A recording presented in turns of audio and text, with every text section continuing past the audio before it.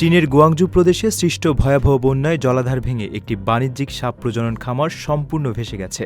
এর ফলে খামারে থাকা প্রায় ৮০০ থেকে ৯০০টি সাপ সরাসরি বন্যার পানিতে ভেসে লোকালয়ে ছড়িয়ে পড়েছে। এমন নজিরবিহীন ঘটনায় স্থানীয় বাসিন্দাদের স্বাভাবিক জীবন এখন চরম আতঙ্কের রূপ নিয়েছে।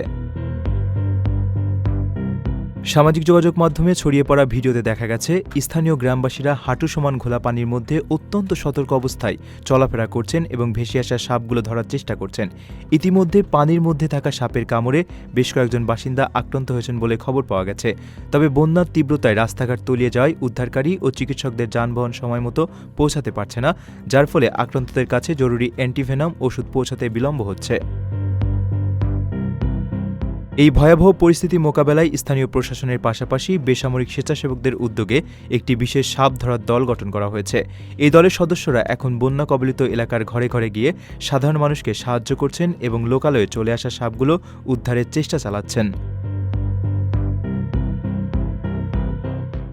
নিজের একটি স্বপ্নের ফ্ল্যাট এখন আর স্বপ্ন নয়। প্রবাসীর সিটিতে শুরু হয়েছে ৬ বছর মেয়াদী সহজ কিস্তিতে ফ্ল্যাট কেনার দারুণ সুযোগ। এক ঠিকানায় আধুনিক জীবনযাপনের সব সুবিধা, নিরাপদ, পরিকল্পিত ও বিদেশের মতো স্মার্ট পরিবেশ। আজই বুকিং করুন আপনার পছন্দের ফ্ল্যাট আর গড়ে তুলুন নিজের স্থায়ী ঠিকানা। বিস্তারিত জানতে কল করুন স্ক্রিনে দেওয়া নাম্বারে।